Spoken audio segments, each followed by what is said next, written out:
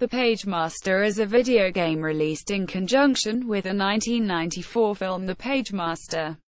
A character can be guided through a selection of literature genre-themed levels, ranging from horror to adventure and fantasy worlds. Magic can be used, and stomping enemies to death by jumping on their heads is permitted.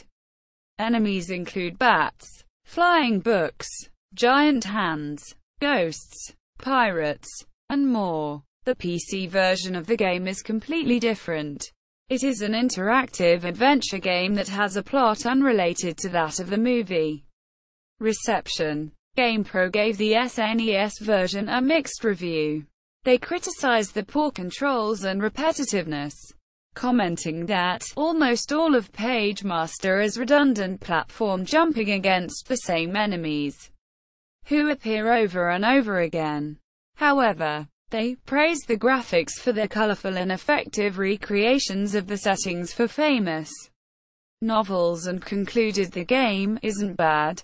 It just isn't as fun as it could have been. The four reviewers of Electronic Gaming Monthly also considered it a just above average game. They praised the movie-like graphics and audio, but criticized the controls, saying the character tends to slide around, and felt the game to be generally uninteresting. They gave it a 6.5 out of 10 average.